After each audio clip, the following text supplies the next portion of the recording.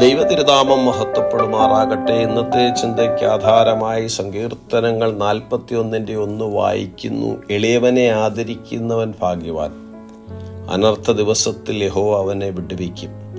ക്രിസ്തുയേശുവിൽ ഏവർക്കും സ്നേഹവന്ദനം. ദാവീദിന്റെ സങ്കീർത്തനമായ 41-ാം സങ്കീർത്തനം 8-ാമത്തെ മെശിഹാ സങ്കീർത്തനമായി അറിയപ്പെടുന്നു. എളിയവനും ദരിദ്രനുമായ നമ്മുടെ യേശു കർത്താവിനെ കുറിച്ചാണ് ഈ സങ്കീർത്തനം പറയുന്നത്. മാനുഷികമായും എളിയവനെ ആദരിക്കുന്നവൻ ഭാഗ്യവാനാണ്. അതായത് ബലഹീനരും ദരിദ്രരും നിന്ദിതരുമായവരെ സഹായിക്കുന്നവൻ അനുഗ്രഹിക്കപ്പെട്ടവനായിത്തീരും. ബുദ്ധിമുട്ടുള്ള സാഹചര്യങ്ങൾ നേരിടുന്നവരെ, രോഗികളായിരിക്കുന്നവരെ സഹായിക്കുകയും കരുതുകയും ചെയ്യുന്നവൻ അനുഗ്രഹിക്കപ്പെടും.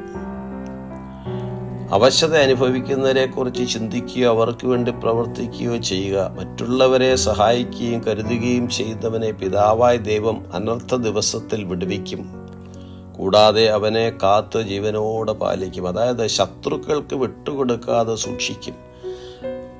അങ്ങനെയുള്ള വ്യക്തികൾ ഭൂമിയിൽ അനുഗ്രഹിക്കപ്പെടുമെന്ന് മാത്രമല്ല, അവൻ്റെ രോഗശയ്യയിൽ ദൈവം അവനെ താങ്ങുകയും ചെയ്യും.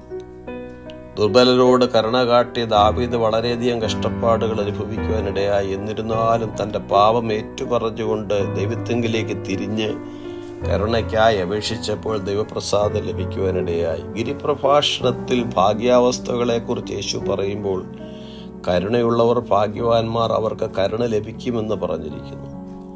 നാം ദൈവത്തിൽ നിന്ന് കരുണ ലഭിച്ചവരായതുകൊണ്ട് വിശ്വാസികൾ കഷ്ടപ്പെടുന്നവരോ ദുർബലരോ ആയവരോട് കരുണ കാട്ടണമെന്ന് കർത്താവ് ആഗ്രഹിക്കുന്നു. കർത്താവിൽ നിന്ന് കരുണയും അനുഗ്രഹവും നാം കാംക്ഷിക്കുന്നുവെങ്കിൽ നമ്മോട് കരുണ കാട്ടിയ കർത്താവിൻ്റെ ഭാവം മറ്റുള്ളവരിലേക്ക് വ്യാപിപ്പിക്കുവാനിടയാകണം. എളിയവനെ ആദരിക്കുന്നവൻ ദൈവത്തിൽ നിന്നുള്ള അനുഗ്രഹത്തിൻ്റെ പൂർണ്ണത അനുഭവിക്കുന്നു. ദൈവത്തിൻ്റെ ദയ അവൻ്റെ എല്ലാ അവസ്ഥകളിലും അവനെ പിൻപറ്റുകയും കാക്കുകയും ചെയ്യും. എളിയവനെ ആദരിക്കുന്നവൻ ഭാഗ്യവാൻ, അനർത്ഥ ദിവസത്തിൽ യഹോവ അവനെ വിടുവിക്കുമെന്നുള്ള വചനം ദരിദ്രരെയും അനാഥരെയും വിധവമാരെയും ബലഹീനരെയും ആദരിക്കുവാൻ നമുക്ക് പ്രചോദനമായി തീരട്ടെ.